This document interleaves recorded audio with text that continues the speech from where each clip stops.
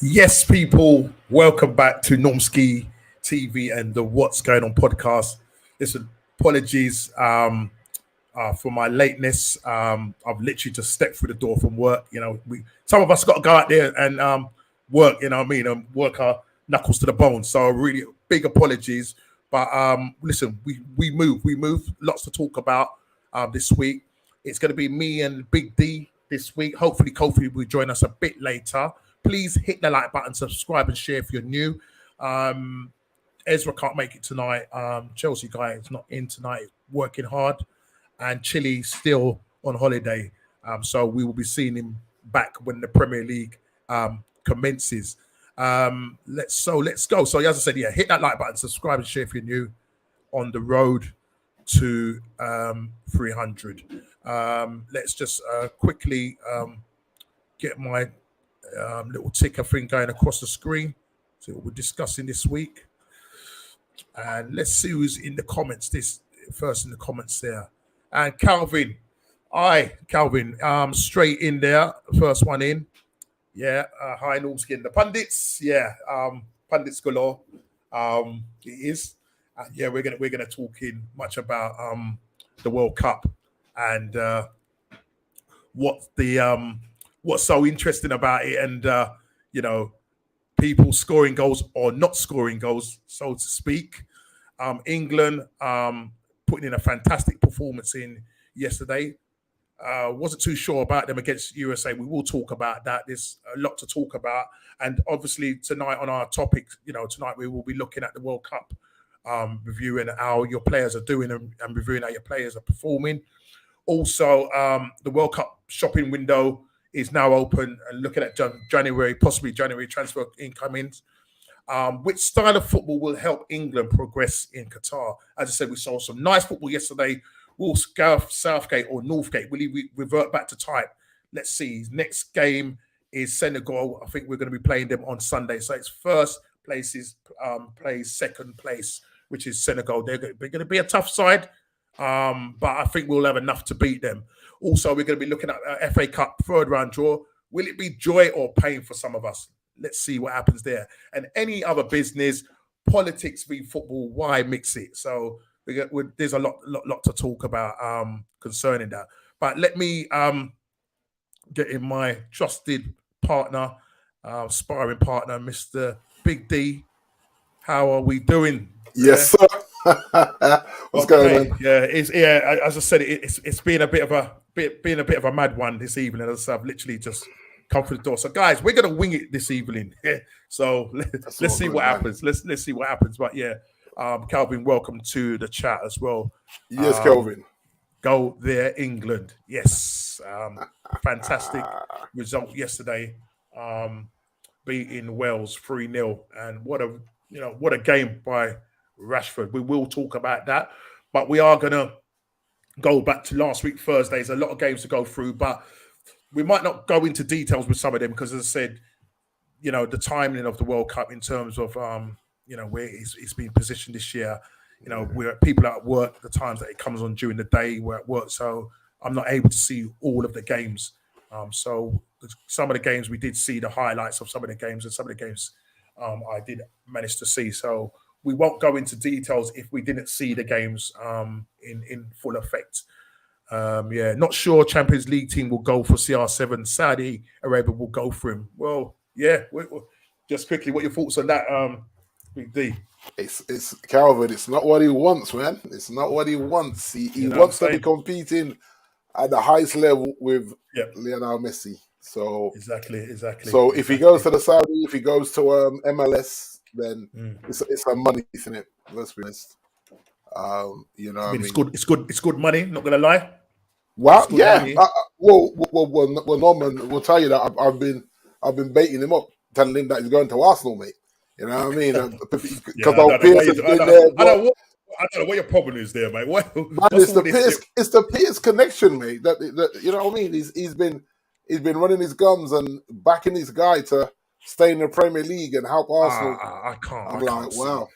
Okay. I mean, I don't think Arteta would have it, mate. You know, him coming to Arsenal. I doubt it very much. The thing is, Norm, if he think, obviously his mindset is that he's way too big to listen to a manager like that. What's he going to do with Arteta with just the one FA Cup under his belt? You know what I'm saying? Exactly. So exactly, yeah. Like it would, as I said last week, he would just mess up the dynamics. You know, he would definitely mess up the dynamics. He's not doing MLS lower quality of football. And the funny thing with that, saying all of that, I mean, heavy links with Messi, with David Beckham's Inter Miami. I mean, obviously, you know, the Messi's people have come out and said, like, you know, they're focusing on PSG. Yeah, that's what I heard. Yeah. So, I mean, is he out of a contract? Is he out of contract in the summer, Messi? I can't remember. I'm not too sure. If he's not out of contract, then I actually don't see why he would go. Because you know what I mean? Because PSG practically qualified for Champions League every season, so I'm not sure if he's in the contract why he would just up and leave and go to the MLS. It makes no sense, really. Yeah. Even with shouted minutes, even if they guide him for a season and pick and choose the big games that he plays in. Then what if he does go to MLS? If he went to MLS in January, do you think Ronaldo might say, you know what, he fancies it? But the thing is, do we have the viewership over here though? You have to remember, he will go where he wants to go where he's seen, and that's why it wouldn't surprise me if a Premier League team came in for him. Or remember now, there's no money to be paid apart from wages. There's no obviously, and he'll do his image rights and stuff like that. The fact that he's been sacked and he literally it's just his wages. Remember, it's mutual consent, Norm. The word sacking is really a little bit harsh, isn't it? To be harsh.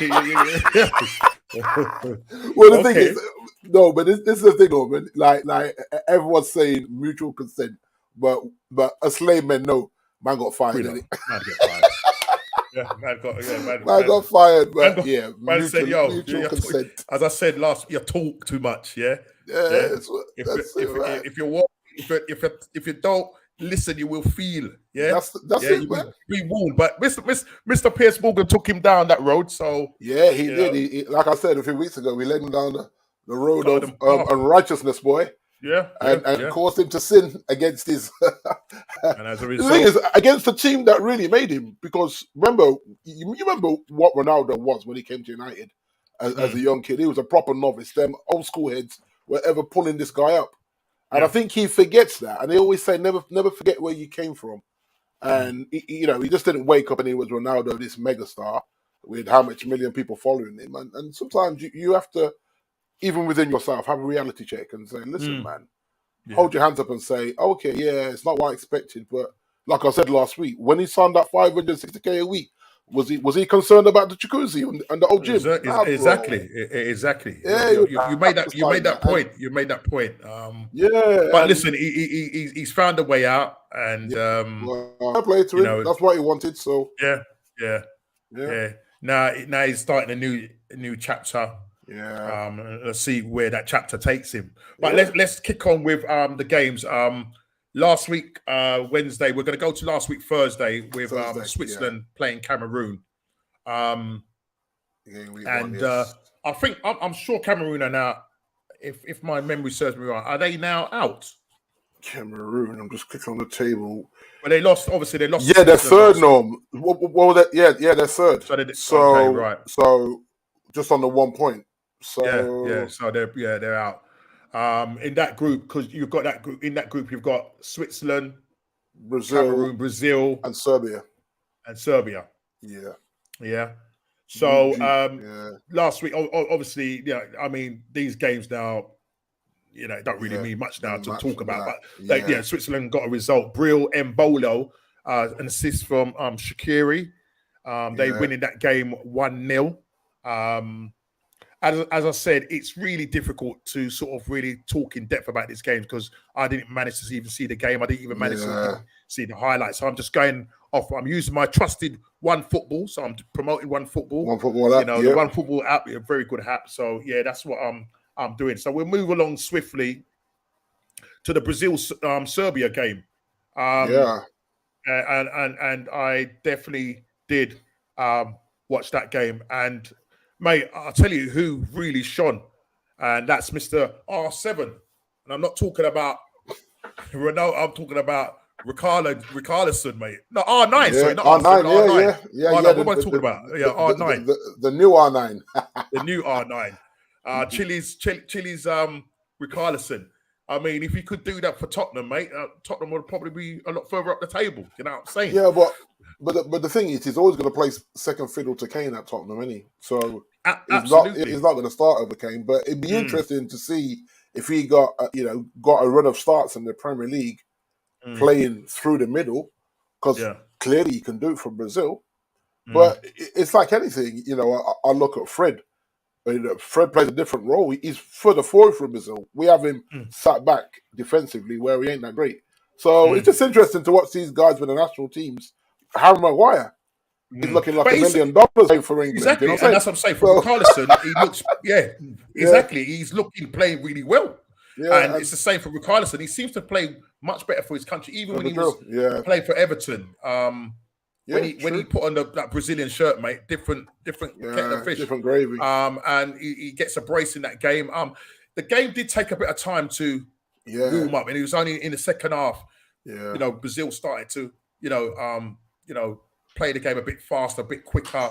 Yeah, I think there was a couple of substitutions that were made in the second. I'm just looking at the actual. If you look at the managers, very similar to Gareth Southgate, where he's got that attacking flair, but he's a bit pragmatic, a little bit apprehensive to unleash them. Just unleash them. It's once every 4 years. We were talking about work last night. When I got into work last night, talked to a couple of guys in the gatehouse, and they were saying, "Yeah, man, you got to just let them play. It's once every 4 years. Why you got things on these players that have waited all this time for another World Cup?" And so even once he made a couple of subs, then you saw a different Brazil in the second half for sure. So, but Richarlison, beautiful brace that he took there. Absolutely, and a great assist for both goals as well. And in that game, I know Neymar was kicked about left, right, and centre, and as a result of that, he missed the third game with I don't know if it was bruised ankle or whatever. Ankle. It's probably it was swollen. So right. So they said that the likelihood is that he's going to miss the next 2 games, which obviously he has.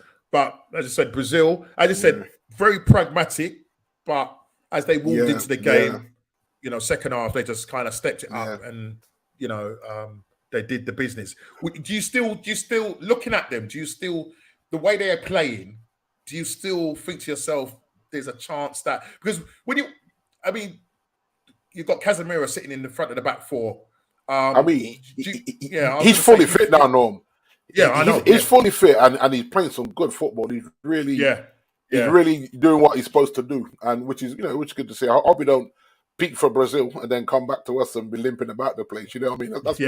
That's my concern. That's just selfishly as well. Even I'm supporting both teams, but I was listening to one of the pundits earlier on, and he said about with England. He said that they will step up another gear as the opposition gets better.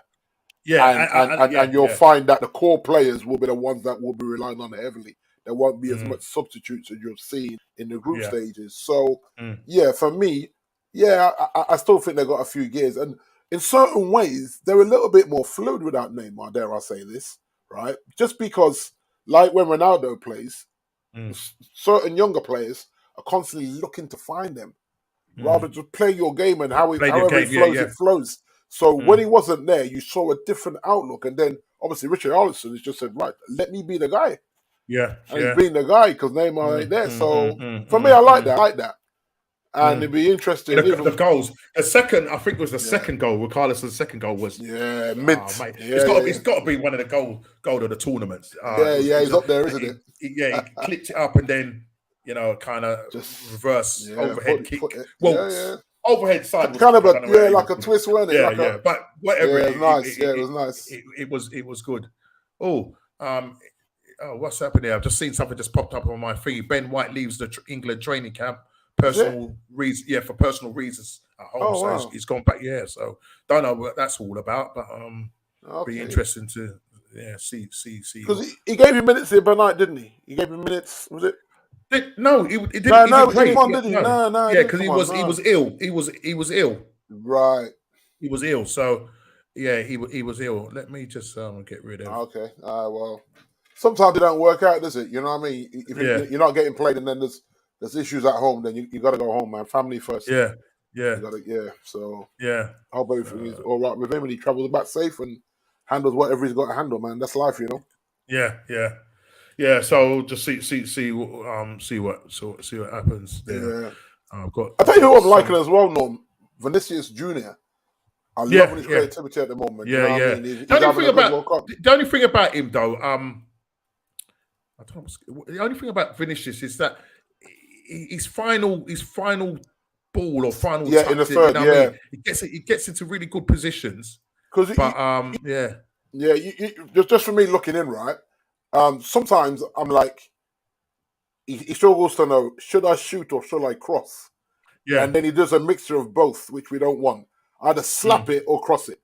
And I think once he gets into that where he makes a split decision, cross the ball, or no, I got a shot here and takes a shot, I think you'll see a better end product from him. But at the moment, it's like you can tell there's a hesitation there, and maybe because he's coming up and there's a senior man in front of him, he's feeling that, boy, if I keep shooting when I should be crossing or but that's just maturity. Because remember, we said this about Rashford, where we're like, bro, either cross it or shoot it. Don't try and do a half-hearted one or the other. Yeah, just make a decision and live by that. I think if his end product, if he gets his end product, I mean, you know what I mean. It just that was the only good on the ball. Thing. Yeah, he's good on the ball, and he don't mind taking a man on and thing. Yeah, but just the final ball. Sometimes he's almost like the ball gets trapped in his feet, and it's like, oh, I'm in the box. What do I do now? You know, totally overthinking it, Norm. Yeah. But listen, Brazil, turned them over 2-0. And a fantastic brace from Carlson. And then you've got Uruguay v South Korea. Ball draw. Yeah. So I'm not going to really look into that. Then we go to the Portugal 3-2 against Ghana. So this was I will come to that game this week, but this last week. Ghana, man, it just you know what I mean? I was just thinking, man. Do you know what? In that game, they could have got a draw because the goalkeeper didn't see. I can't remember who the player was behind him. And when Ronaldo came off, and I don't think he's Ronaldo the manager as well. Because even when he gets pulled off, he's conducting any. What's going on there? That's the nature of him, though. Because I remember that in the World, might have been in the Euros where he got injured, and he was barking orders he was the first team coach, and I was like, man, if I'm the manager, I'm going to take a seat. I'm like, bro, fill your boots, man. I'm getting paid either way. You know what I mean? Yeah. I mean, Ronaldo again scoring in the 65th minute with a penalty. I tell you, man. Gets his penalty. I think that was customary. That was the first. Yeah, that was the first goal, wasn't it? Yeah. Was that the first goal of that game? Yeah, the first. Yeah, it was. Yeah, 65th minute. Yeah, 65th. Yeah, 65th minute, Ronaldo, and then Andre Ayew, scoring, equalising on the 73rd minute. Yeah, João Felix. 5 minutes later, Bruno Fernandes assist. Yeah, and then another Bruno Fernandes assist to make it 3-1. And then Bakari. In the 89th minute. 89th minute. And I think it was the same. I think he was the one that was standing behind the goalkeeper. Yeah. Because he licked it off of him and he slipped. He slipped at the last minute. Yeah, I was like, bro. Because 3-2 would have really put the cat amongst the pigeons there, man. Yeah, definitely. Because then you share them spoils and then suddenly... And I think they deserve something out of that. I think the penalty was soft, but it's Ronaldo. You know what I mean? I was a bit. Yeah, that penalty did look a bit. Yeah, you know what I mean? But if FIFA can just write the script from now, it would be a Messi Ronaldo final. We all know that. So it would have been nice to upset the apple cart. And I thought Ghana did themselves proud. Well, all the African nation teams so far have done very well. Yeah. You know, So just, obviously we know Senegal are through. So just hoping that Ghana can, do the business and try and get through as well. We move on to Friday the 25th. Wales v Iran. Listen, Wales have just been terrible. They've just been. I don't know whether it's you know what, and this sounds really cold, but Wales go as far as Gareth Bale can carry them. Unfortunately, they don't have enough quality, and the mere fact that they got to a World Cup, you kind of have to salute them, because when you look at them, what was it? Is it 50 odd years? 60, 64, something like that. 64 years, something like that. I can't even think. I mean, that game. I mean, it was 0-0 up until that point, until Wayne Hennessy went and just did a mad thing. Ends up coming out, and I think it's the only red card of the tournament. And you're thinking Wales at least just hang on for the draw, and in the 98th minute, and in the 100th and I think the 111th minute, they go on and score. But if you look at a team like Wales, and this is quickly, they have to almost play that long ball / counter-attack football. Sorry, mate, how you doing? Yeah. Yes, Craig.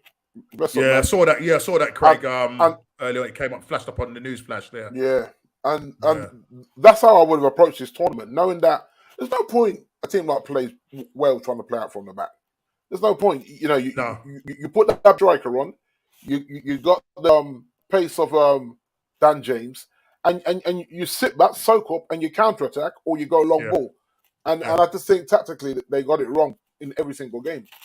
By Bells and Ramsey as well. Yeah. Well, the thing is, I mean, there's talk about that team having to be overhauled now. You know what I mean? They did speak with Bell and in his post-match, and he was saying, "Listen, if they still want me, I'm still there." I think they will probably just use him. I mean, you've got the European Cup coming up for them. The European Cup coming up at some point. So 2024, right? 2024. So I'm assuming they say that he might still be around for that. Yeah. Where is he actually playing his club football? He plays in America, and he plays MLS. MLS. I can't remember the name of the club he plays for. Yeah, I can't remember. It might be in the Galaxy. It might be in LA. It's not Galaxy. Huh? It's not LA Galaxy. Okay, I can't think. I don't know if it's Gary Neville's. I don't know if it's Gary Neville. Not Gary Neville. Phil Neville's side. What's Phil Neville's side? That's my team, Miami. Into Miami. Yeah, He manages into Miami. Phil does. It's not into Miami. I can't remember. If anybody knows, please put it in the chat. David Beckham, who Gareth Bale is playing for. Yeah, he's definitely playing in America, but I just can't remember off the top of my head what the team. And if you know Gareth, he's playing more golf than football. You know that probably, man. Yeah, probably. It's America, man. They got better. Danny James, Manu Leeds, and now Fulham. Not good for him. Yeah. But you know what, Calvin, though? Like, he's one thing, and stretching defenders. So he's always going to be useful to a manager that plays a certain way. So you'll probably find that he gets another 10 years of decent quality football in a average team. You know what I mean? And gets a good paycheck. But as in, you watched him for Wales, and then they didn't use them properly. The players that you got, the big lad from Kiefer Moore. Kiefer Moore. Yeah, you got to get them balls in the box to him. You got to go long. He's a big, strong lad, and he just hasn't played with strength, unfortunately. I mean, look, in that game, the game when USA played Wales, and I think it ended up being a draw, Gareth Bale getting a penalty. But other than that, he has just not featured at all. I didn't even know he was playing an England game. His name was hardly called. Yeah, you know what I mean. And even in the game against Iran, it was just like they were just void of ideas, absolutely just void of ideas. But the thing about it, who have they got coming through? Who are the players that they got coming through the future? Yeah, and you're going to find that a lot of their players are either playing up in Scotland or playing in the Championship. Yeah. So there's not many lower top, leagues. There's not many top Welsh guys in the they haven't got Premier a League lot now. of quality to sort of call upon. Do you know what I mean? Yeah. So it might mean Bell might be playing there for a few more years. You know what I mean? Yeah, exactly. Yeah, he could be playing at 40 at this rate. You know, yeah. So we'll see what happens there. We move on to yeah. the board draw. England. I mean, that game, mate. Yeah, What did you make of that game? really. England, shocking game. Gareth Northgate tactics, sideways, backwards. Yeah. I mean, I was like, if they play like this, mate, you know what I'm saying? And you know what, Norm? You can't take anything away from USA, because remember, this is still a developing sport in America. Yeah. And for them to come and do that in a World Cup, you're like, England should be putting these guys to bed in the first half and then making 4 changes. You know, then once. And you were so nervous and edgy. You're like, what is going on here? And the players, I mean, we was moaning about, I think we're saying on our chat, why didn't they bring on Foden? Now, when you look down when you're playing Foden now. All right, yes, he got the balance right. Ez was saying it in our chat. The balance that he got yesterday in terms of Henderson playing. Henderson was there to protect. He will be the one there protecting the back four.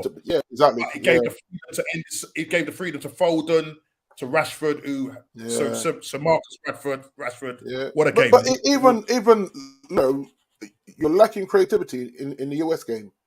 Roll the dice and bring on Trent. Trent is a creator. He's not the best defender, but he is a great creator. And so another thing, like, play to your strengths. Look at your bench and say, I need some creativity here. Yep. James Maddison, I don't know how fit James is after the knee injury, and if he wasn't fit, I think he's back on the bench now. But he should have taken him on if he wasn't fit. England always do that. Bring an injured player to a World Cup or a Euro. What do you make of them? I mean, listen. At the end of the day, it was a fantastic game. But some people say, what do they make of like not playing Saka? Why was Saka left out? I mean, practical reasons, or it's just hopefully, because you have to remember, Norms, he's played a lot of minutes for you guys. Yeah. I'm happy. I'm happy in that sense. Maybe now. Gareth is just conscious that if they get out the last 16, you're going to need Saka. You're going to need that. Yeah. So I think he just rolled the dice and said, given. So I don't think that was a bad thing. I hope that's not because he was a little bit leggy in the US game. Maybe he saw that and was just being smart and saying we can win this next one without him. And hopefully that's what he's done. You know what I mean? I mean, that takes us nicely on to, like, I put in our subject matters, which style of football would help England progress in Qatar. Now, we saw pragmatism there in that game against which was just absolutely paint drying settings. You know what I mean? He can't go back there, Norman. But the thing is, he does. But then you see the game yesterday against Wales. Yeah. So my thing is, first half he's cagey again. Yeah. But I don't want him to revert back to type. Is he? Because when we now get to the knockout stage, now we come up against a really good side. Is he gonna go back pragmatic, or do you think he's gonna play a double? Put it in the chat, guys. Do you think we should go out? When I say not all out attack, but be more expansive. This is what he'll do. A flat back four. He'll go a double pivot of either Henderson, Rice, or what's his name? Phillips. Calvin. Yeah. I guarantee you, against a more attacking team, he goes back to the double pivot. Then he sacrificed somebody, whether it be a Bellingham. Can Bellingham play wide? I don't know. Does he play wide? I've not seen. I suppose he could, but I think obviously where he plays, because he's that kind of box to box midfielder. Yeah. So so he'll play the two holders, play Bellingham advanced, drop Mason Mount, and then go Kane, Saka. He's gonna. Saying that, I was going to say, Rashford across the front. He did drop it. He dropped it in the last game, so that was a bit of a so I think that's what he'll do. I think he'll look to protect Stones and Maguire, even though I don't really think they've needed protecting so far. But the quality changes. Yeah, you know what I mean. And you're gonna have more pacey strikers, so they're gonna need some. So, but I think you might see him go pragmatic. I mean, people say that he doesn't listen to social media. So basically, what's going to happen is that the likelihood is against Senegal, you think he's going to be pragmatic? Yeah, but just because they've got pace, not necessarily because they've got bare Quality. bad man hitmen. But the pace of these guys will run at them, and he'll look to protect the two at all costs. So expect him to go what the camera say 3-5-2. Now I expect him to go a 4-2-1-3, as in Kane, Saka, and Rashford across the front. Jude Bellingham in the kind of 10 role, and then a double pivot of whoever defensively. So he'll play because I know Maguire plays better in a 3 than he does in a 4. But he's been playing him in the 4 though. What, in this last game? Was it? What was it? I'm sure. Was it a 3? Yeah, because he just him and Stoke at the back, and then he had Luke Shaw on the left, and then it was Trippier, but then he changed it to Walker. Right. So it was like. So is he playing a back 4 then? I don't know. I mean, I don't know. I'm looking at it, and in my mind, just because of the personnel on the pitch, I'm looking at it. For that game, he played what I'm looking at is a 4-2-3-1. Yeah, that's what I'm saying. Yeah. So that's what suits. Yeah, that's what suits him because he can play the double pivot. But saying that, Maguire's looked good. and the thing is, and this is the thing, because there is a protection there. He doesn't have to worry about coming high. For us, Ten Hag wants him on the halfway line. Right. He can't play that, as we know. That turn of pace. If the ball comes over the top, he's done, and he knows he's done. So Southgate, to fair to him, there's a level of this how I'm gonna. Yeah, exactly, Calvin. That's it. 4-2-3-1. 4-2-3. Okay, yeah. And so, this is Gareth, and sometimes you look at it and you go, you don't want a double pivot. You want to be more creative. But he won't risk. You see how Brazil are playing with Casemiro as a single holder. I know. Southgate ain't doing that. He ain't going to do that.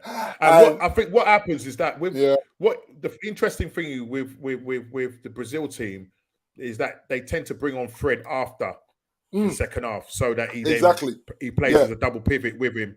Do you know what I mean? He can still go to box to box for them as well. Yeah. So it's going to be interesting because, like you say, Norman, a lot of tactics going into this draw of 16 now. And you got to look at the matchups. You got to look at the play. Southgate is using Maguire better than Ten Hag. Do you think is that bro? Listen. England and Man United played totally different. Calvin, Ten Hag wants them fullbacks pushing up so that we can press like what City and Liverpool do. That's the only way to win the Premier League.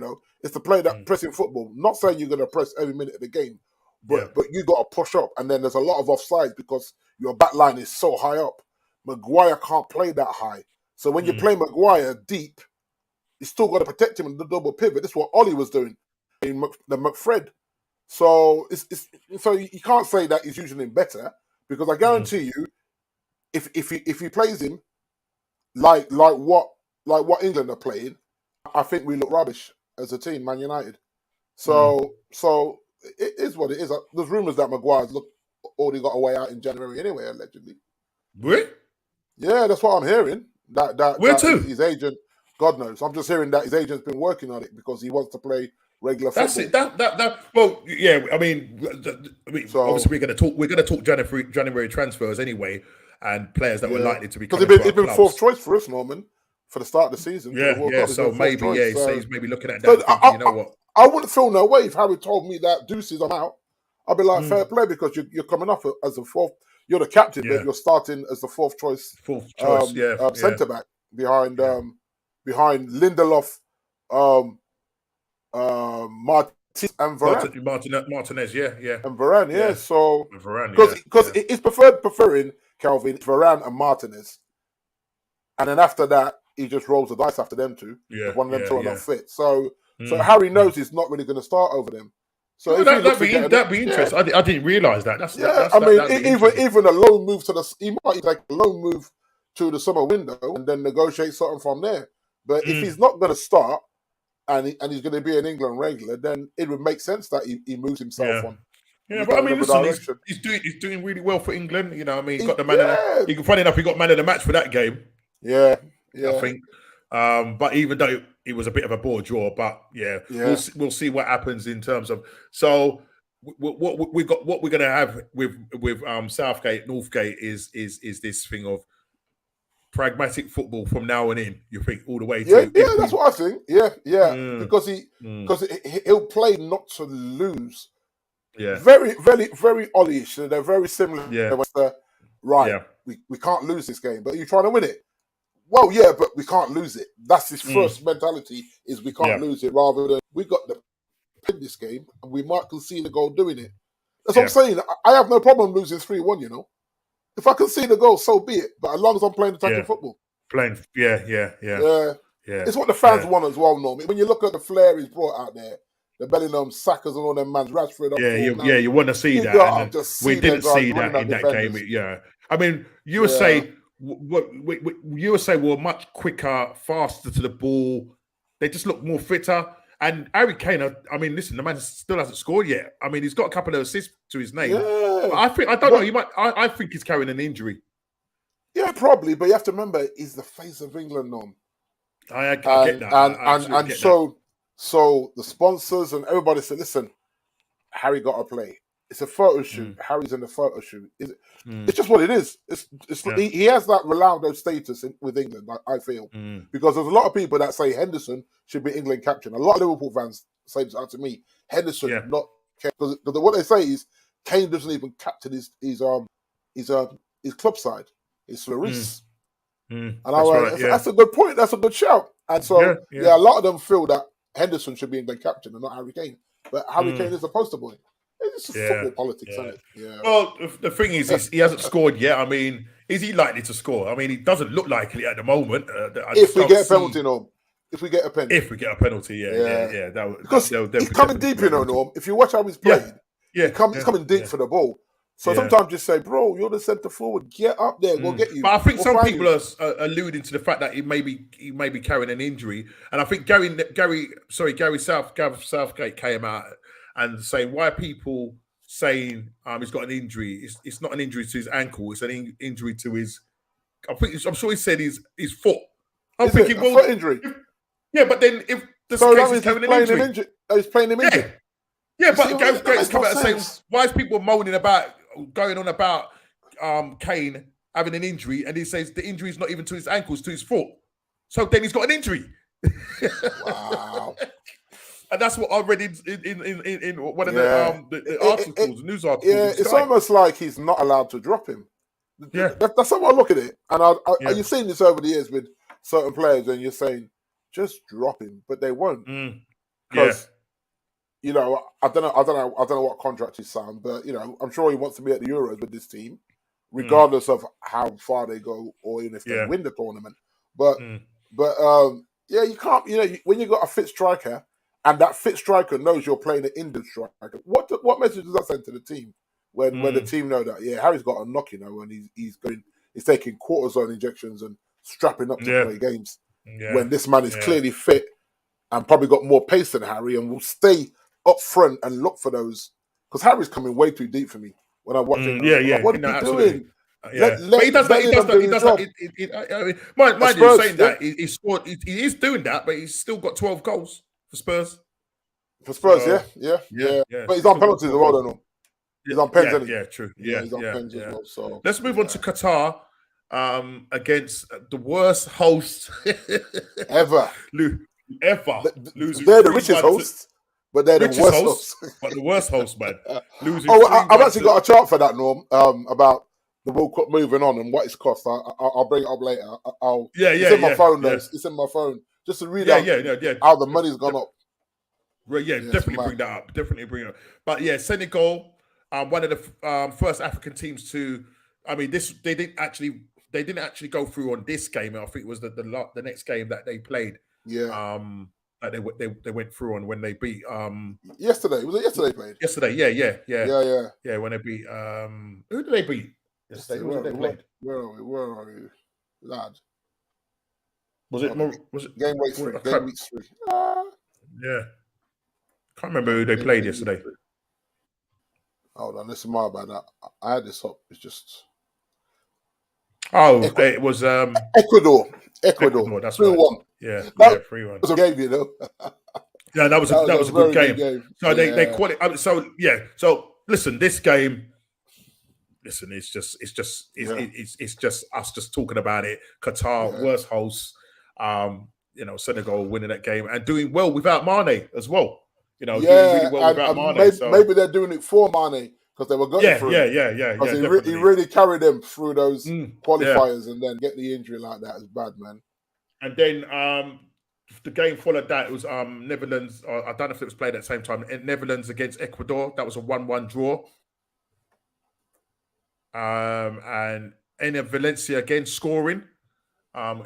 Cody Gakpo. I think he's on 3 goals at the moment, isn't he? Yeah, scored a goal a game. Yeah, scored a goal a game, mate. So man, and I know he's linked with you guys. I'm hoping we can do something because I think I said to you guys in the chat, like Ronaldo's gone. We didn't replace Cavani, and we lost Mason. We are down on strikers, boy. Yeah, and what's the situation with Sancho? Because Sancho, this what I'm hearing that just everything just got on top of him. Right. So mentally, he had to just shut it all down. So he went onto social media, shut the social media down. I think he's just trying to re-engage, just get his head back in the game. You know what I mean? So there could be some family stuff as well, but it sounds like mentally he was just struggling, and rather than just put himself out there to get dragged and abused, he just locked up the social media, and hopefully in this World Cup he's had time to get back to fitness, and we'll see whether he starts the game Christmas period. And he might do because of the amount of guys that we've gone to the World Cup. So you're hoping for him to come back with a bit of a spring in his step. You know what I mean? People write him off, and the kid's young, Norm. He's young, and you're writing him off at, what is he, 22, 23, if that? And I know people can be cruel, and this was sometimes you don't need to listen to social media and all that and the press. You just get your head down, get training hard, get your form back, and get your head and hopefully he's got strong people around him with his family and his close people them to keep him in a state where he doesn't go into any depression or whatever. Because that was my fear, that he was in a depression thing. Because when they kept saying tonsillitis, I'm like, nah, bro, it's bigger than that. He's been missing for nearly a month. You know what I mean? Yeah. And so, So hopefully he gets his head straight. Yeah. So we move to Saturday the 26th. Tunisia 0, Australia 1. Australia making it through. Didn't expect that, but the Aussies, man. The Aussies are through. Putting in a shrimp on the barbie. Goal by Mitchell Duke in the 23rd minute, and they hold out to win that game 1-0. Tunisia, funny enough, Tunisia beat France today. France tonight, and Australia won their game. Yeah, Australia won their game. So as a result of that, them and France didn't make it through. So it's them and France through. I don't think there's anything to worry about that. I don't know whether France maybe put out a weaker. It was. You actually saw towards the last 20 minutes they started adding all the stars back to the starting lineup. Started making the 5 subs and all that. But they did get an equaliser. But they deemed him offside because what he did, he came back. The ball came over, and he's coming back from the offside position. Right. And then the defender that headers the ball back, headers it back to him, and he claps it in. So they disallowed it. Because when you see it in full speed, you don't see it. But then when they slow it down for VAR, you're like, he's coming back from the offside position, then gets the ball, hits it very well, keeps it low, laces through it, and it's 1-1. And you can see the Tunisia crowd just, they were like in tears because they were making history because they've never beaten a European team in a World Cup. They have now. They have now. Yeah, they got there. Okay, France 2, Denmark 1. We know that France have made it through to the knockout stages. Kylian Mbappe again. Kylian Mbappe, boy. Yeah, he came on late today. Okay, he came on late. Yeah. Denmark are out. Which is you have to go further, don't you, with the quality. Yeah. But I would have thought. Yeah, I would have thought, but listen, it's kind of formality now with this 2-1 thing. Then we move on to Poland to Saudi Yeah, Arabia Saudi Arabia, nil. yeah. You know what I mean? Lewandowski, the man. Lewandowski, first goal Yes, in the yeah, World Cups. The man was yeah, in tears.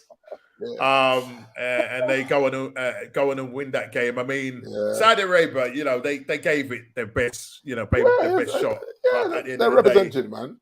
yeah. Yeah, In that game, I'm sure there was a penalty missed in that game, if my memory serves me right. I'm sure there was a penalty miss.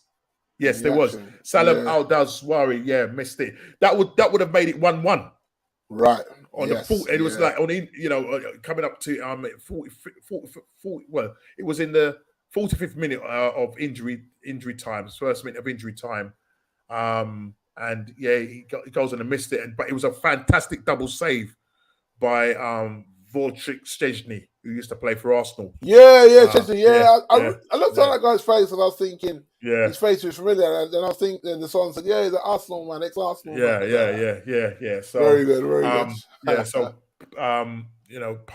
Poland beat. So Poland go through. Along with, I'm just looking at the table. So it's Poland, Argentina. Do they play? Argentina no, because Argentina and Saudi Arabia, they still got to play. Yeah, they still got a game after they held them. Yeah. No. They're playing Poland now, Norman. Oh, right. That's right. Hold on. Yeah. They're playing Poland now. Who's that? Argentina. Argentina, yeah. They're What's playing the Poland score now. at the moment? 0-0. Right. So that's right. So that's live scores there. Yeah. So if it stays like that, and Saudi Arabia lost Saudi are playing Mexico right now, and that's 0-0 as well. Whoa. Yeah. That's balance. So that's in the balance. Yeah. Because if Saudi Arabia, so there's a chance that Saudi Arabia can still go through. I'm looking if they beat Mexico. I'm looking at their table. Saudi. Where are they? Saudi. Yeah. So that's as the table stands live. As the table. Well, now if Poland beat Argentina and Saudi beat Mexico, Poland and Saudi go through. Yeah, mad. So that's the game to look at. So guys, let us know in the chat about that game, because at the moment currently I'm not watching that game. So that's crazy. I didn't realize. I have it on I have the Poland Argentina game on the iPlay next. Okay, right, cool. Right, so that keep us posted on that one. Yeah. You got Poland on 5 points, Argentina 4, Saudi 4, Mexico 2. Okay. So is a draw enough? A draw enough for? No, if Argentina draw and Saudi win, Argentina still go out. Argentina have to win this game. They've got to win. Yeah, they've got to win. Yeah. They've got to win. Wow. Yeah, we move on to Sunday the 27th. Japan 0, Costa Rica 1. Again, I didn't see the game. But the other game, I think it was Ghana against Japan. I think the coach got sent off towards the end. I don't know what happened there.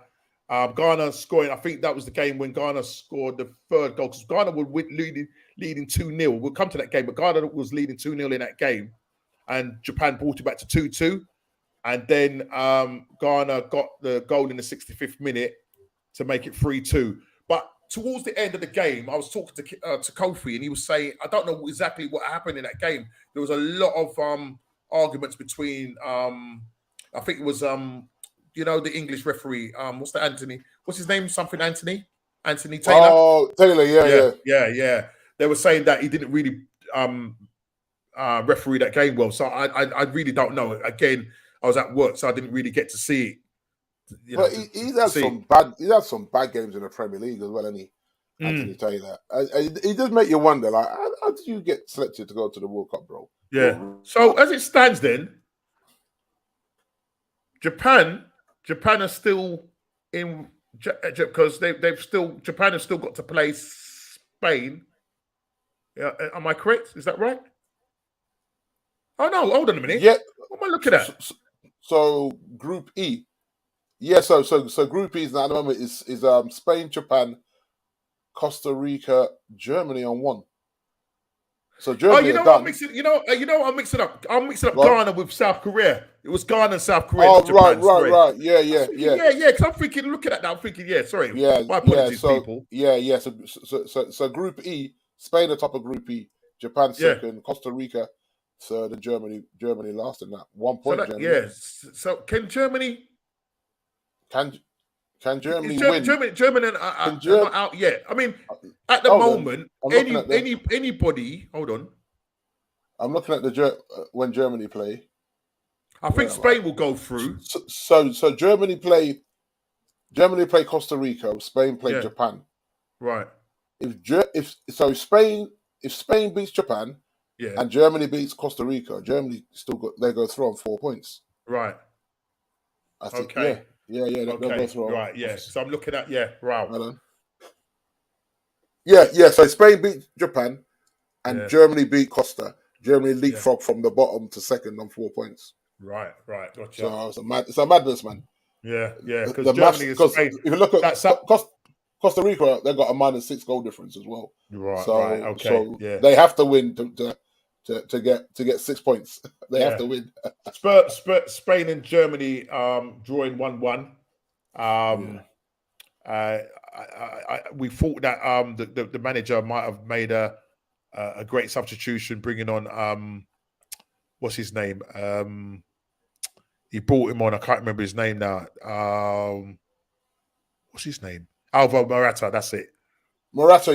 Yeah. He got Jody Alba with the assist in the 62nd minute, but then in the 83rd minute, Nicholas Fulgrug, I can't pronounce his name, equalizes. So that game 83rd minute, ends up in 1-1. But that group is still quite wide open at the moment, so we'll see what happens. No, man, you see, Gnabry. Did he play for you guys? Who's that? Gnabry. That name I thought was Gnabry.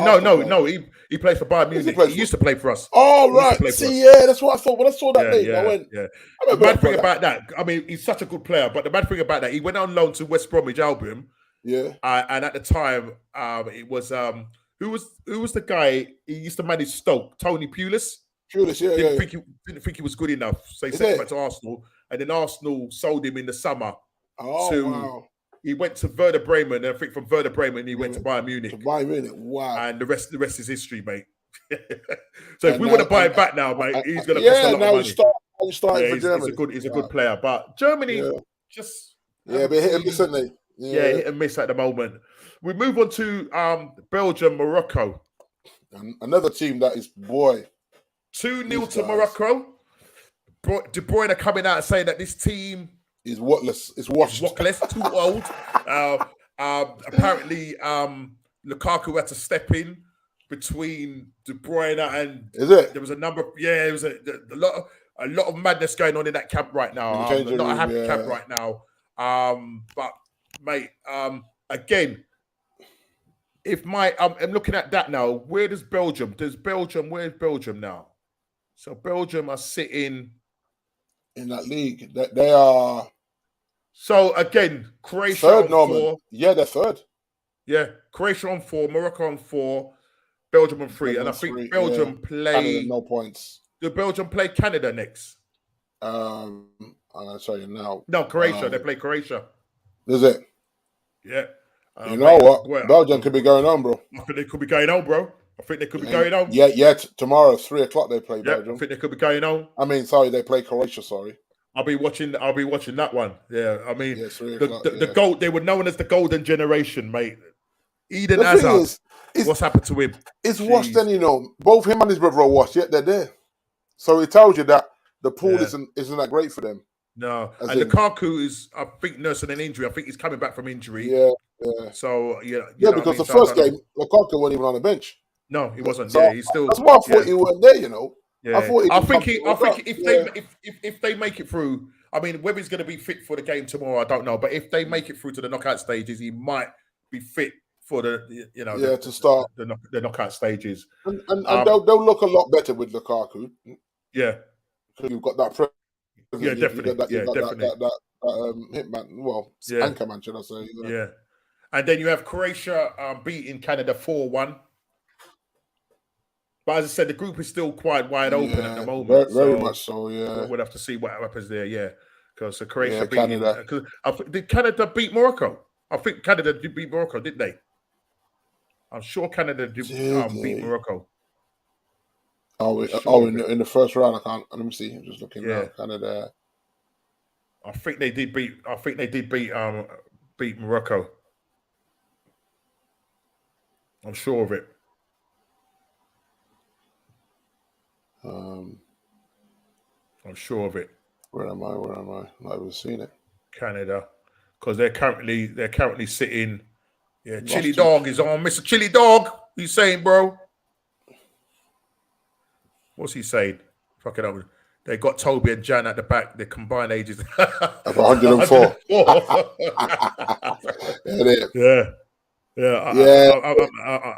sure they used to play for you guys as well. and the thing is, you kind of feel sorry for De Bruyne. He comes out of a quality Man City team, to play in a makeshift. But they're not. Some of the players are not happy with his comments at all. They're not. De Bruyne.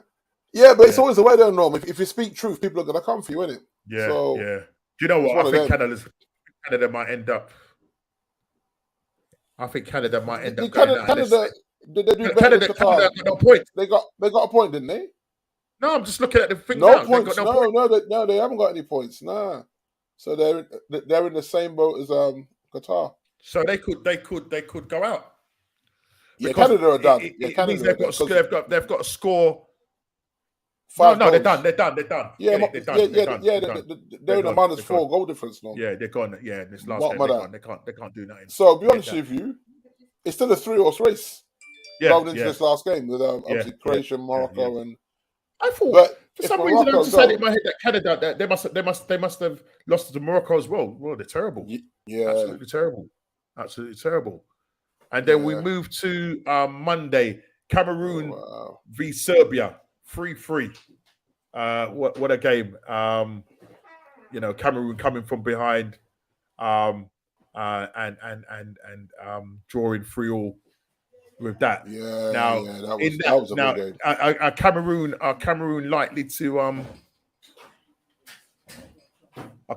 likely to let's just have a look at Cameroon now where they are. They're third. They're third on 1 point now. Right. So Cameroon. They play Brazil, don't they? Yeah. So I'm expecting Brazil to they're gone. They're gone. To fill the team. They're gone. Yeah, they're gone.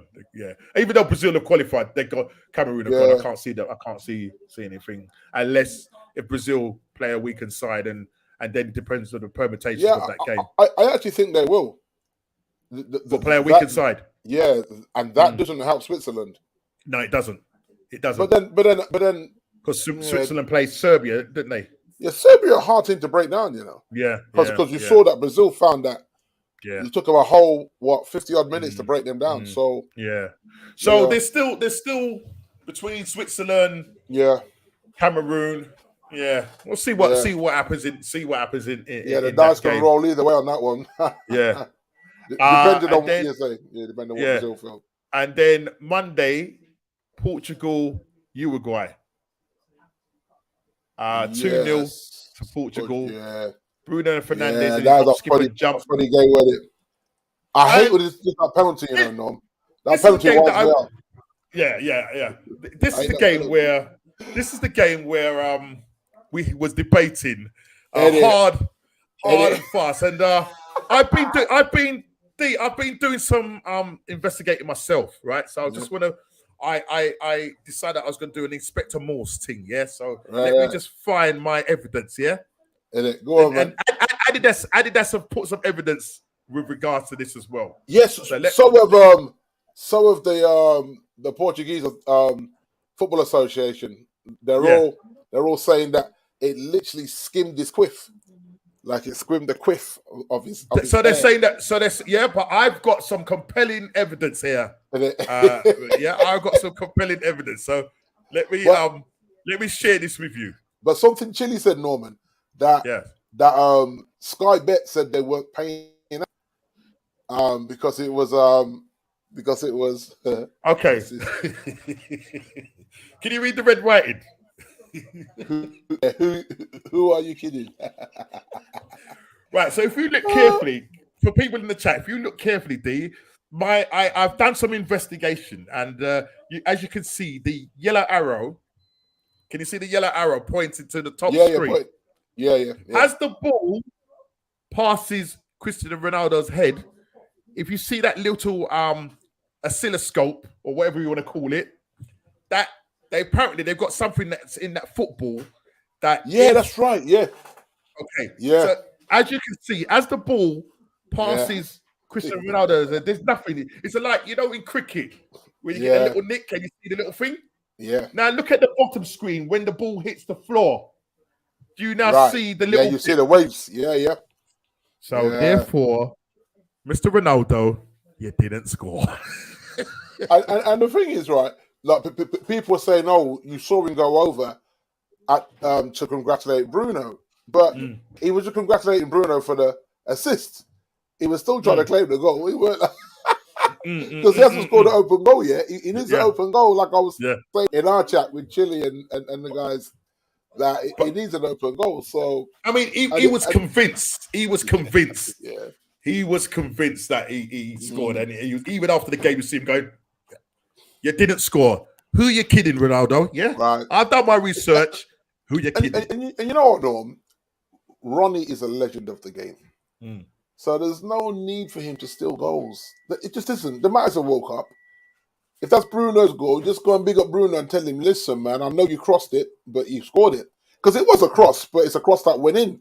You know what I mean? But I'm just like, oh, man, you know what? Chile's coming to say his goal all day long. There's only one goal. Chile, take a look at the evidence. Chile. Look at the evidence, mate. Chile. Who are you kidding? I've done my research. I've marked up the picture. As you can see the arrow, there's no glitch. When the ball hits the floor, there is a glitch. In other words, bro, listen, Chile. He didn't score. When you are the Billy Goat, right? The Billy Goat don't have to teeth goals, you know. The Billy Goat don't do that. You know what I mean? The Billy Goat humble and him good. You know what I mean? So you know another goal's coming. But I think in his head, because he's only scored a penalty, he needs a goal just to kind of just to validate his own self. I don't think anyone's judging him by not scoring because he's been creative for them. But he needs a goal that isn't a penalty.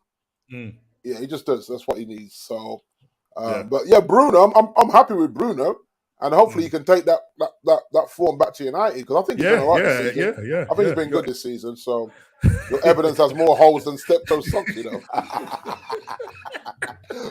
Step-toe, you know. Listen. Ronaldo's looking for a club, yeah.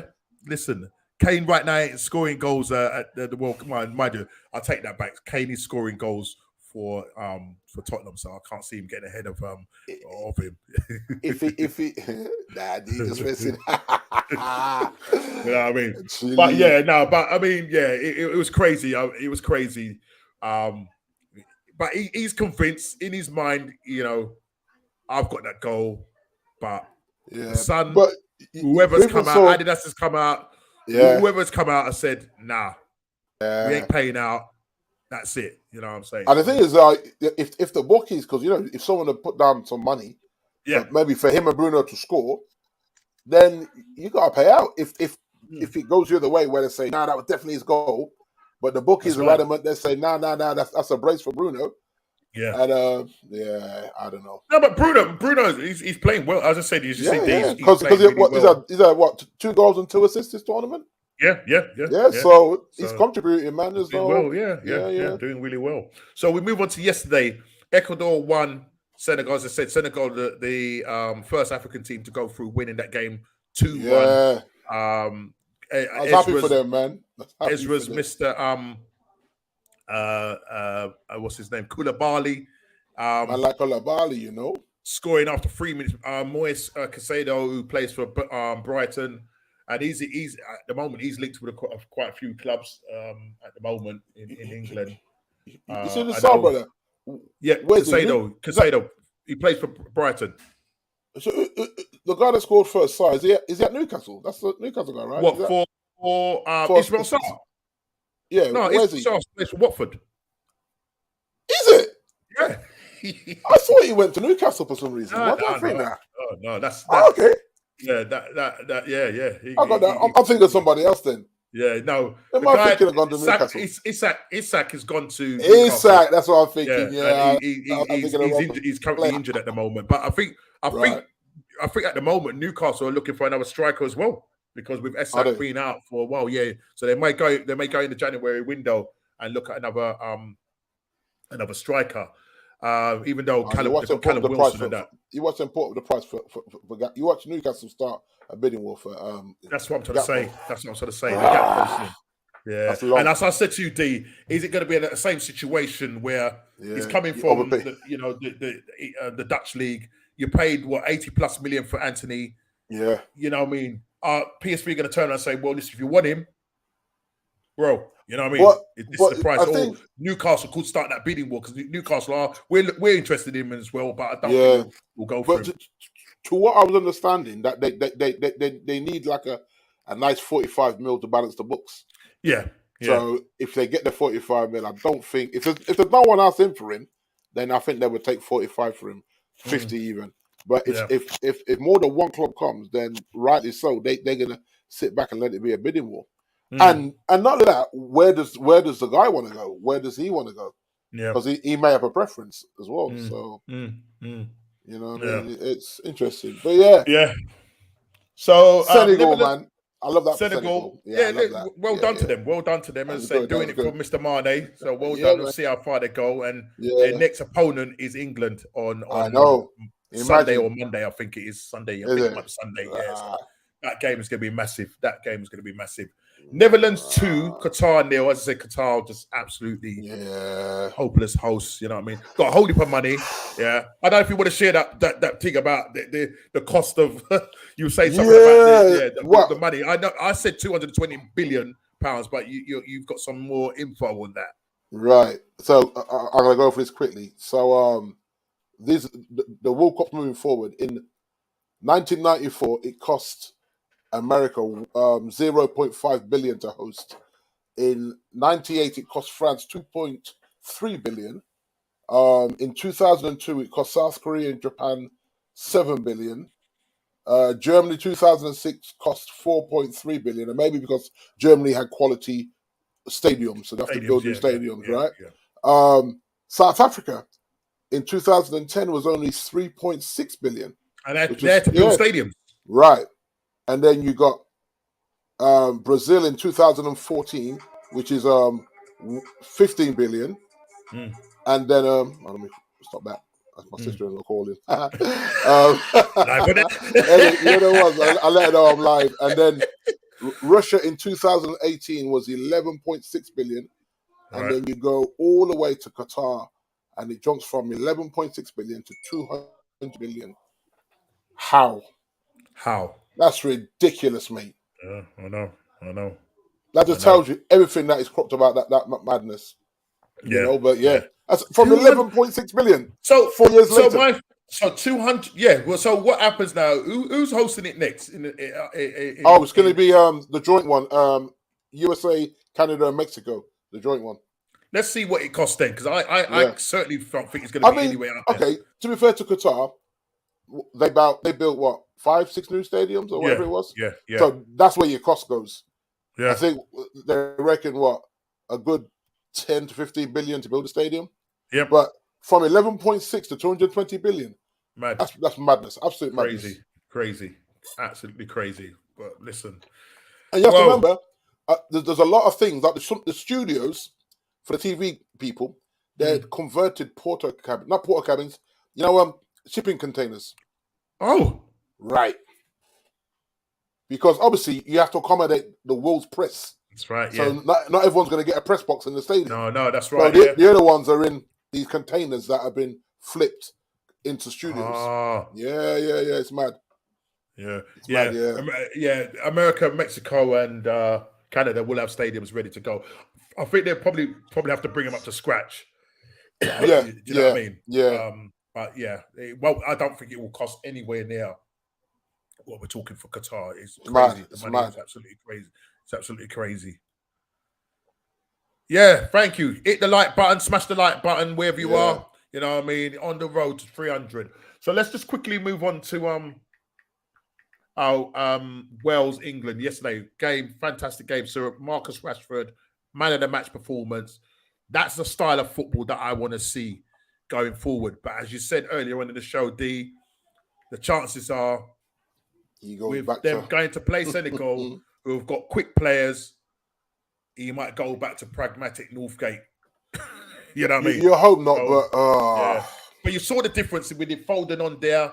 You saw the difference with Rashford on there, and the fact that it was a good balance, as Ez said, there was a good balance between the defense, the midfield and the defense, with Henderson, sitting in front of that back four, protecting them. Hence, Foden, Rashford, and those front, attacking players going out to do what they needed to do. Wales were just absolutely useless. Absolutely useless. Wales definitely need to get an overall. Chile saying, D, if we got to host, do you think we could use Old Trafford? Chile, that would cost 220 billion to refurb again. Yeah. Well, you know what they said? I was reading some reports, and they said that if the new owners come in, that making Trafford into something else and just start it again, just starting from the ground up and building a new stadium. Now, apparently, behind Old Trafford, they've bought land behind Old Trafford or whatever, and they will build the stadium. And maybe Old Trafford might be a bit like what they did with Highbury, posh flats and all the rest of it, little shopping centre and all that. So that's what might happen if they. But depending on who your investors are or your buyers are, I mean, if they're gonna, break that down and build from scratch, it could be probably one of the best stadiums. But I'm not sure they would bring it down. They would just convert it into something. Oh, sorry, build next door a 100,000 stadium brand new. Right. Wow. And imagine, and they would call it the new Old Trafford or something like that. I was reading something about it, and I thought, you imagine that is 100,000 seat stadium. It's curtains, That's curtains. You want those Qatar owners, bro? I'm telling you. Listen, man. You know what I mean? All the American owners are disappearing. Come on, Conkies now. Time to sell up now. Time to sell up. Because, I mean, listen, the Emirates is in need of a bit of an overhaul. And I know the Conkies know that, there needs to be some development going on there. So we'll see what happens in the future with all this investment coming in, new investment coming in. If it happens, with Liverpool, now with Man United, let's see what happens with Arsenal. Yeah. Chile, back there. Do you want to go back to this? Nah, it won't be. It'll be the best stadium in the world. Stop it, Chile. Behave yourself, man. Listen, Chile, I'm asking you a question because you'll know this. How much did it cost to build a Tottenham Hotspur stadium? I remember it was mad money, but I don't know exactly what. Yeah, it was. I'm sure it was over $1 billion. Chile, let us know, please. Probably right. So if you're looking at going from the ground upwards, you're looking at maybe a $2 billion project or something stupid like that. There you go, $1 billion. $1 billion. Yeah. So if they keep the original Old Trafford and convert it into swanky and some shopping restaurant thing, and then build the new Old Trafford next to it, you're looking at $2.5 billion. So with that said, like what happened with Tottenham, they had to end up playing at the National Stadium, Wembley. What happens when they demolish the Old Trafford? Where would Man United play? It would make sense to go and share with the noisy neighbours, wouldn't it? That would be interesting, wouldn't it? I mean, that actually makes sense, but politics in it. I don't know. See that happening, mate. Or you might have to go to Newcastle. Or what's one up the road there? Not Burnley. What's the one up the road? Can you imagine playing in Burnley? Yeah, Burnley maybe, or one of them. I don't know. I just don't see us going to Mansfield. Right, because you have to remember 70,000. Yeah, and what you promised season ticket holders as well. Yeah. So you can't just go anywhere. So it might have to be the Man City Stadium, and at least it might have to be that. Unlike them. That's it. Interesting times ahead, man. Interesting times ahead. But yeah, a great win by England yesterday. Yeah. Fantastic win. Let's hope that Gareth Southgate goes out and continue to play that style of football. Hopefully, he will stick with. I can't see it happening, but he may stick with Foden getting his first goal as well in the World Cup. So we'll see what happens come next week Sunday against Senegal. Do you know what I mean? But as you say, it's looking like he could go pragmatic. You have to remember. Grimsby on a rainy Tuesday night. We can't go to Grimsby. It's got. It would. I mean, obviously, there's negotiations there, but it would have to be a stadium like Man City's. Otherwise, the fan base will screw. If literally we go to somewhere that only holds 40,000. Yeah. You know what I mean? That'd be like season ticket holders, and then the odd ticket here and there, and then whatever you give to the away fans. So it might have to be the Etihad for real, and they can call it the full hand now. It'd be the full hand. But welcome to the full hand. Right, let's move to the Iran-USA game. Iran losing 1-0 to USA. There's also been some stuff going on between Iran and USA politics-wise, and I thought I'd bring that up as well. So one of the things I said, politics in football, why mix it, as you can see running along the bottom? Is it a good mix? Why mix it? I said politics v football. This is under any other business. Why mix it? Now, I think I sent something on our WhatsApp group, and it was with regards to the player being asked a question from an Iranian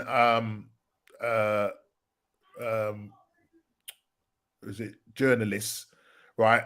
And basically the question was, obviously there's some tensions going on between America and Iran, and the question was, let me just read this out. It says, so I don't misquote. It says, first of all, he was speaking to I forgot the guy that he was talking to. I can't remember the guy that he was the guy that he was talking to. They cussed out USA because they called them Iran. Yeah. Oh, is that what it was? I can't remember who the player was. It was a mixed race. I'm a mixed of black player. I can't remember the American what his name was. He called you. Say it again. He called them Iran in Iran. Interview. Yeah. So basically, this is from the journalist. He says, first of all, you say you support the Iranian people, but you're not pronouncing the country's name wrong. You're pronouncing the country's name wrong. Shame. Our country's name Iran, not Iran. Let's get this clear. This is from. I mean, you know what I mean. But you have to remember though how the Americans tomato and all that. Tomato. Exactly. Just how they talk, isn't it? Their American English is awful. Why put all we had that when I lived there. We had that. They were always trying to correct me. I said, bro, you know I'm from England, right? You can't be correcting when it comes to English. Ours is the Queen's English. What is yours? Ronald Reagan's English or whatever. Stop it. You know what I mean? You get it. Yeah, man. So let me just carry on reading. So he goes, second of all, you are okay to be. Second of all, are you okay to be representing a country that has so much discrimination against black people in its own borders? We saw the Black Lives Matter movement over the last few years. Are you okay to be representing the US? Meanwhile, there's so much discrimination happening against the black people in America. And his answer to that was, my apologies on the mispronunciation of your country. That being said, there is discrimination everywhere you go. One thing I've learned, especially from living abroad in the past years and having to fit into different cultures and assimilate into different cultures, is that in the US, because I think I'm sure he plays for Fulham. I'm sure this guy plays for Fulham. Right. Yeah, I can't remember his name though. I can't remember his name. He goes, it goes into different cultures in that the US will continue to make progress every single day. Growing up for me, I grew up in a white family with an obviously African American heritage and a background, so I had a little bit of different cultures, and I was very easily able to assimilate into different cultures. Not everyone has that ease and ability to do that, and obviously it takes longer to assimilate, or whatever the last bit of that conversation was. Okay. Now, the thing is, for me, football and politics just don't mix. I mean, you got the situation with the stuff that's going in with regards to the flag and stuff like that, and the guy running on the pitch and so on and so on. But as I keep saying, a lot of these footballers, yeah, and I've heard it on other podcasts, a lot of these footballers go home. They don't really actually think about what's going on in politics in Westminster or whatnot. They just want to go out and play football. But because, you know, you've got the media and every Tom and Harry, it's just too much pressure on these guys. And for me, there was just no need for that. You know what I mean? Putting that kind of pressure on players, having them to be discussing about Black Lives Matters and the whole thing of, you know, I think the reason why it was to do, the reason why there's contention between Iran, that it was to do with the flag that America produced with Iranian flag. I think it didn't have, I can't remember, there was some symbol on it that it didn't have on there, and they took offense. Yeah, they took offense to it. I don't know. There's that thing, but it's crazy, and I just think there's no place for politics and football. Just let the footballers go out and do their business. But this World Cup, for me, has been one of the biggest political. So much and the pressure on the players, because there will be a lot of things that the players really don't have an opinion on, but because of, like, if you go and sit in the press conference with your team manager, they're going to just try and, it's what journalists do.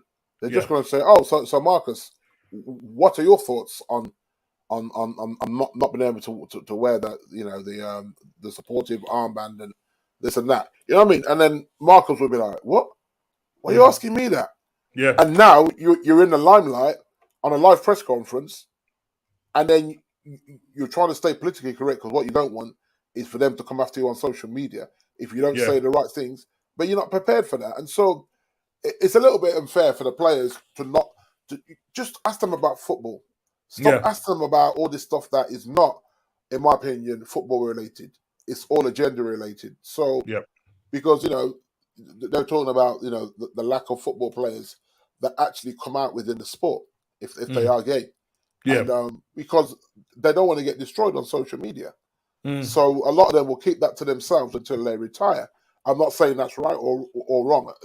I think that's your choice as a human being, whether you want the world to know this or that when you're at the peak of your professional sport. But because the level of judgment is so hard, a lot of people that they still retire, and then it's not so bad then, because they're not affecting the team or a league or whatever, or sponsorship, because I don't know how sponsorships kind of fall on these things. But and then you have all the political stuff, what's gone on in Iraq, and then we can turn a blind eye to stuff when it was the Iranian war and the Falkland War and stuff that weren't quite right, as we know. We kind of conveniently ignore that and go after their principles or their culture. And as someone that's well travelled, and yourself, you travelled a lot, Norm. When you go to people's countries, you kind of observe what's going on and observe what they frown at and say, let's not do that while we're here. Exactly. Yeah. That's it. That's what we do. We don't overthink it. You say, listen, you see how they just get on the street. That's just showing respect. That's all it is. Yeah. That's just showing respect. I've been places where I've seen the English getting wasted on the street, and then the police come and you're saying, this ain't the culture, man. Because only certain places you can buy alcohol from. So how are you lot on the street wasted? Go back to your hotel and drink. Don't be one of the things they said, that there's, especially with the England and Welsh fans, that there's hardly, if there's been any arrests, and that's because the fact that they've controlled the thing with regards to the drinking culture, like because they the Qatar people were on it and only allowing the drinks to be away from the actual stadium, right?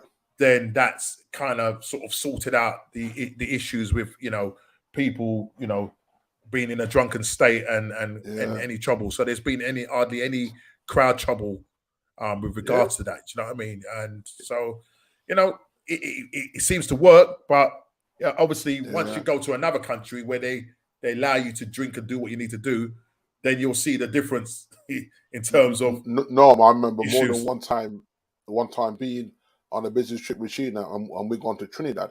And this when Trinidad was having the big issues with the Venezuelan, the alleged drug thing going on between them and Venezuela, and they were doing 6:30, 6:45 lockdowns, bro. Right, that means we had to get back to our hotel by that time. Wow. And then when you look out the hotel window, all you see is military vehicles on the roads of Port of Spain, which is the capital. The whole capital is locked down at 6:30 in the evening.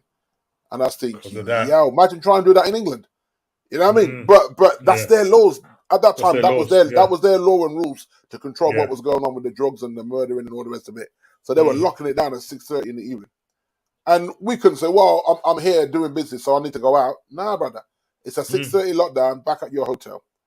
End of story. Yeah, on the street. And streets were dead. It was almost like Armageddon on their business day. It was mad to watch how dead it was in the capital, because the capital was very busy. Yeah. Look at the hotel window and saying, yo, it's dead out there, Sheena.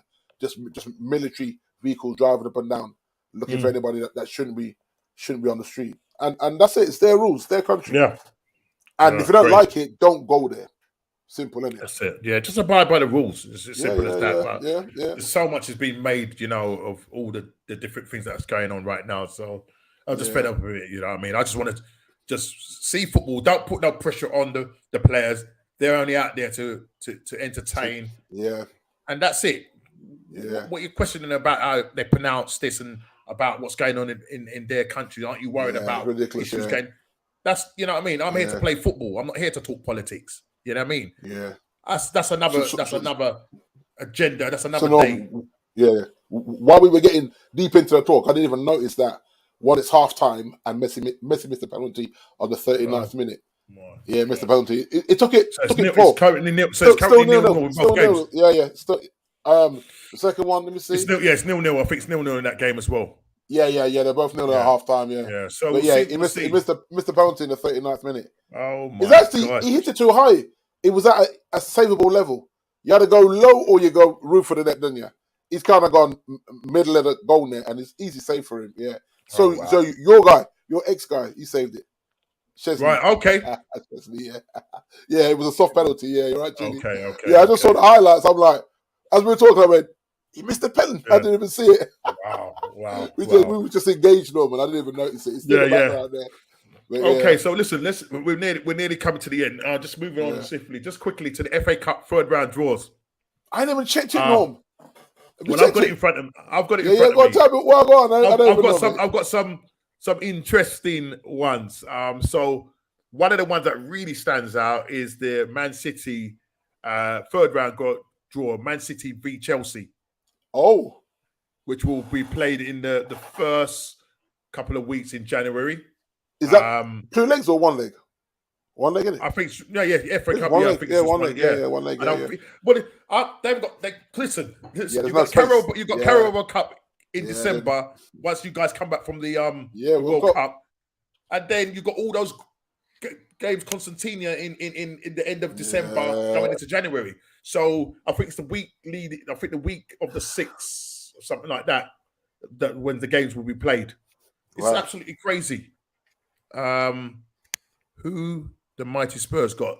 Oh, so Tottenham have got you got an easy one. You're playing at home. You've got Morecambe and Wise. Oh wow. That's right. We're Arsenal away to Oxford. Okay. Yeah, we're away to Oxford. Mate, Mr. H might go and take a little drive up to Oxford Town and go and watch the game. Yeah. Down the road. Yeah. Man United, you've got funny enough, the same. I think you've got Aston Villa at home. Oh. Man United, let's just look. It's like we keep drawing them, isn't it? Yeah. So that'll be the third time we played them this season. Exactly. Wow. Okay. Yeah. We will lose 3-2. You know what I mean? So Man United against Aston Villa. Play the kids. Hold on a minute. Am I looking at the right one here? Isn't it? FA Cup. Hold on a minute. FA Cup third round draw.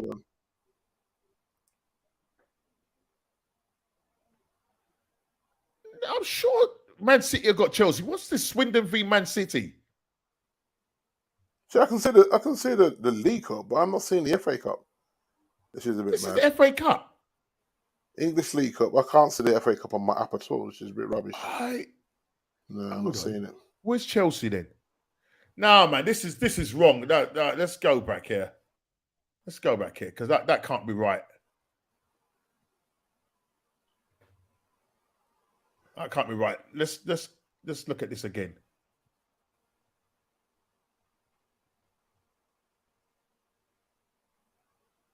So Arsenal face Oxford away.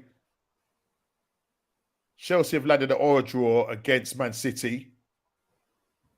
Man United. What? No, that can't be right. That can't be right. Tottenham Hotspur got Portsmouth. Sorry, Chile. Tottenham Hotspur got Portsmouth. And Man United, I think, Man United, you got Everton. Sorry. Oh, Everton. You got Everton. You got Everton.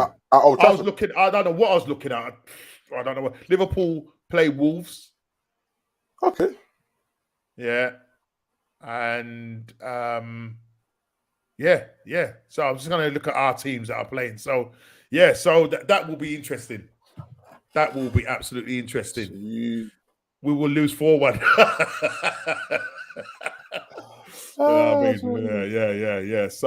Yeah. So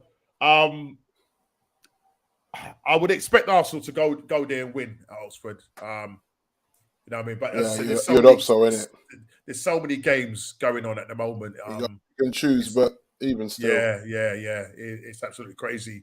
I hope we don't rest because, yes, it's another competition and you want to win it. It's another trophy, but I don't want us to go in with a weak side because, as I say, if Oxford do an upset on us, mate, that can affect our, in terms of how we're playing in the league as well. Do you know what I'm trying to say? Yeah. So I really don't want that. I really don't want that to happen. So yeah. So what would the fate be? Will we lose or will we win? Will we make it through to the next round? We will see concerning the FA Cup. And lastly, the January transfer window. So you're linked with Cody Gakpo, as you're saying. You don't really want to be paying over the odds. We're linked with Mudryk. We're also linked with Pulisic. Yeah, so are we apparently as well. Yeah, Pulisic. I'm like, but Pulisic is saying that he's not looking to leave Chelsea or anything like that. So 1-0 Argentina, bro. Okay, who's just scored? I don't even know. They've just scored, so they're just going mad. Okay, I'm not sure who scored. They're all mobbed. Yeah. So I don't know where that's coming from or whether that's true. But Liverpool, I'm not even too sure who Liverpool are linked with at the moment. I mean, in terms of the World Cup, I know Jude Bellingham is something that they're looking to do probably in the summer. 150 mil, bro. It's 150 million, but if Liverpool are spending that money. If they get the people to buy, if they get bought, that's what I'm trying to say. Yeah, Jude Bellingham is linked with them. I'm not really as I said, obviously not really following what's going on there. Tottenham, I don't know. Chile, you might be able to enlighten us whether Tottenham are looking at anybody. I know the Tottenham supporters were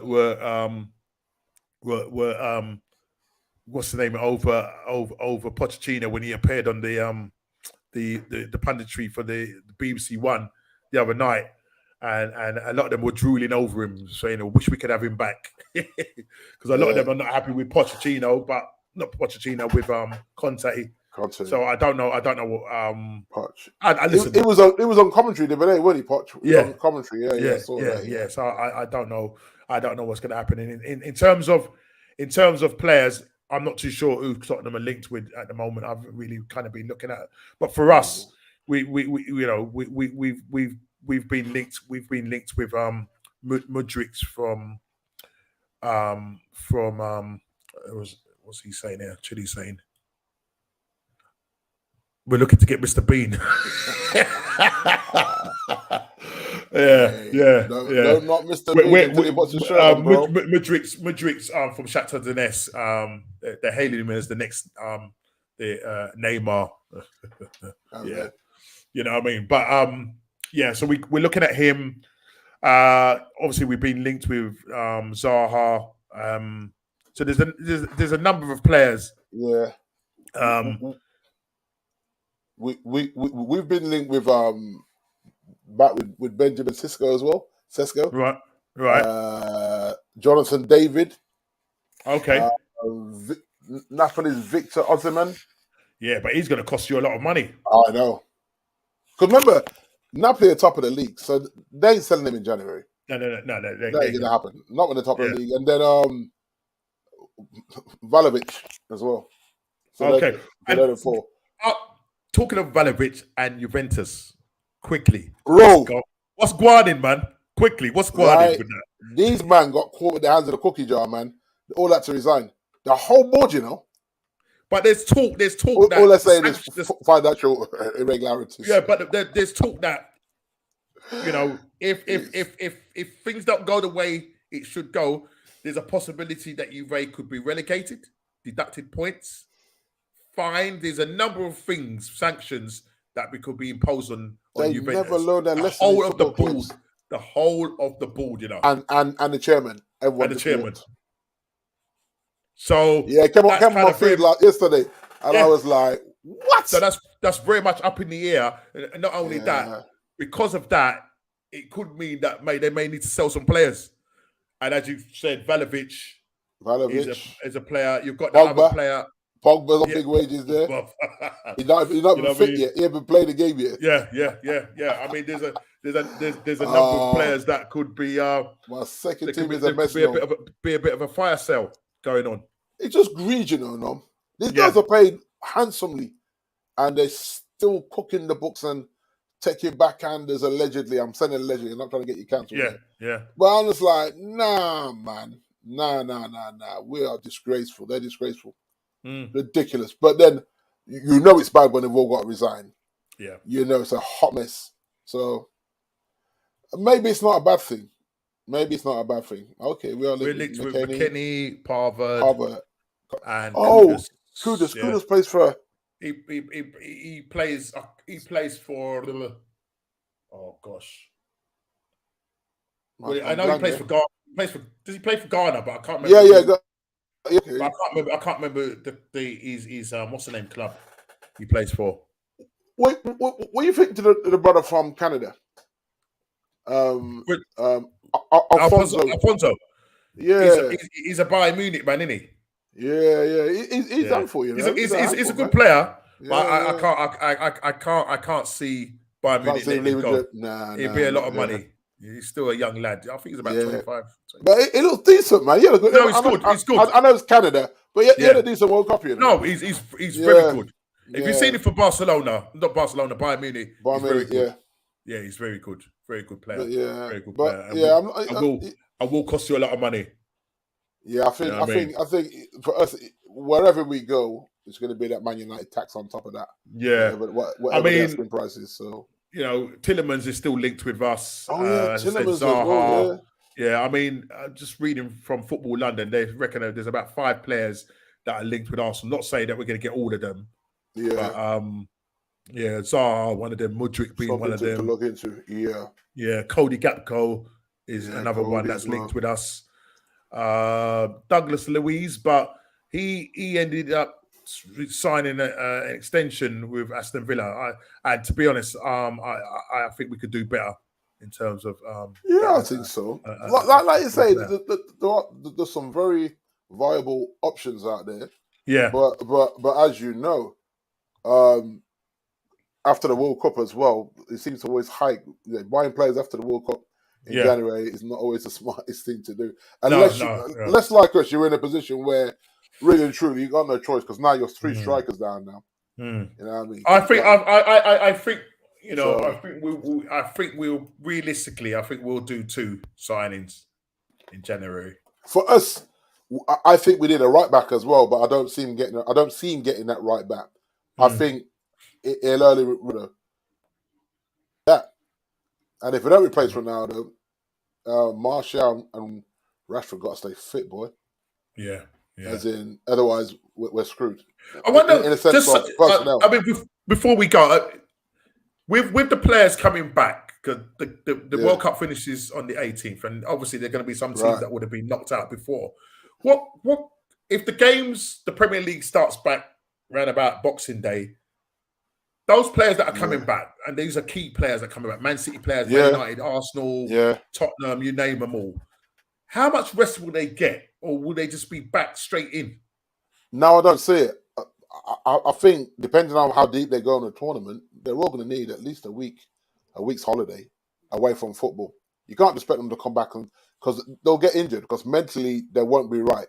You know, it's a World Cup at the end of the day, and this is why it's so bad having it when we're having it. But I think sandwiching between that, just get them of the World Cup is the Carabao Cup. Yeah, but the Carabao Cup. Yeah, but the Carabao Cup, right? He's got to play who didn't go to the World Cup. That's who you play in the Carabao Cup. You don't play the guys. Yeah, you don't play the guys that have been to the World Cup. You don't play any of them. Yeah, because there's a lot of guys still that didn't go. Play the squad. Yeah. So listen, listen. The Premier League is what under a month away, probably about 3.5 weeks away. Yeah, so it's a beast. It's a beast. I'm looking forward to that. I'm looking forward to getting my surfboard back out again. Yeah, because doing a little bit of surfing. Like for you guys, the World Cup, I don't think it helped you guys. You guys were flowing so nicely, man. This is I know, and that's the problem. It's just gonna. It's like, as I said, Martinelli, Jesus, Saka, obviously with Ben White coming back. He came on Martinelli. He came on for Brazil yesterday. Yeah. He got a run out. So Ben White is already back. So I have to go and read up on that to find out exactly what's going on with that. That's what's going on there. And obviously Granit Xhaka's still there. You got Thomas Partey still out there as well. So need these players to come back refreshed, ready to go again. But as you said, they might need about a week or so just to recuperate. I think it'd be very unfair for them to expect to get on the plane, go home, have a Sunday roast, and then Monday morning you're back in training for your club. That'd be very unfair. Yeah. So we'll see what happens. But listen, guys, we have come to the end of the show. There was a lot of football to go through and reviewing of the games and stuff like that. I mean, some of them didn't really mean a lot because teams had already gone through and stuff like that. But obviously tonight you've got Argentina playing tonight. If they win that game, I think there's a chance that they go through. It was Alex McAllister that scored for Argentina. Okay. I'm thinking Mexico just scored. I'm trying to get it up. Oh wow! Yeah, I think Mexico just scored. Just see what the permutations. Let's see what that table looks like. They're 2-0 up, bro. Who? Oh no, hold on. I'm looking at they are. They're 2-0 up. You're 2-0 up. Yeah, they're 2-0 up, lad. Right, let's look at this table.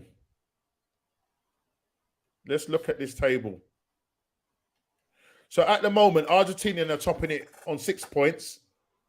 Poland are on 4 points. Yeah. But depending on how many goals Mexico score. Oh gosh. I think Saudi Arabia are looking like they're going to be out. Yeah. Being 2-0 down. So let's see how many more goals Mexico score. Because I think Mexico has to score. Look out for Mexico's free kick. Yeah, we'll look at that. Must have been a good one.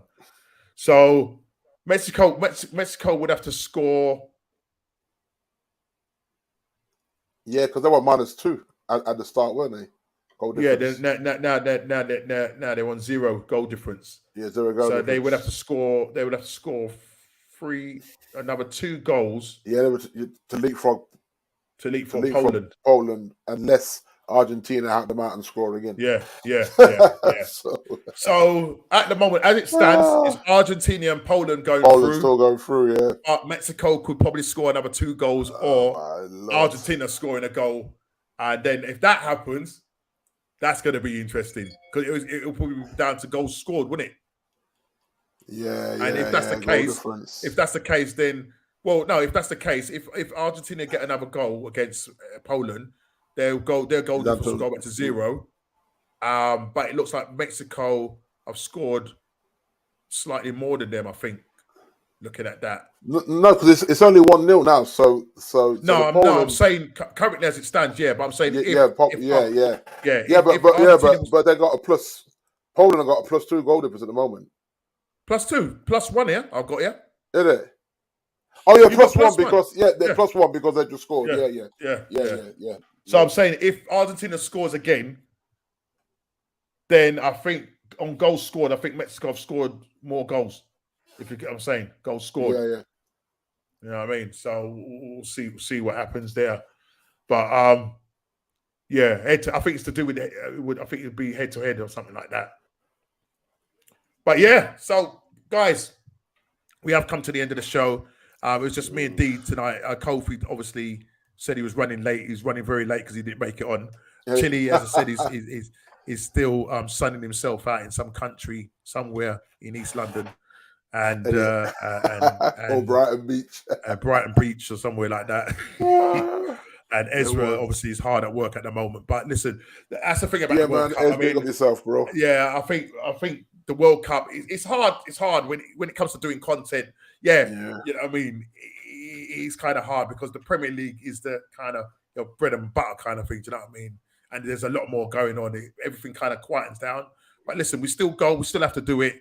We have to still keep you guys entertained and just keep chucking out more content. But we have come to the end of the show. Please, as Chili said, smash that like button, subscribe and share if you're new. And we will hopefully see you on the next What's Going On podcast next week. We'll see how England have gotten against Senegal. And I'm sure there's going to be some upsets somewhere along the lines. And we'll be much more clearer in terms of who's getting closer to that holy grail of the World Cup. Will England beat Senegal? Looking forward to that. And hopefully, hopefully Southgate won't go pragmatic, but he will go expansive and do the business. Listen, guys, take care. God bless. Look after yourself. Hit the like button, subscribe and share if you're new. There you go, guys. We'll see you on the next one. Take care and God bless. Yeah.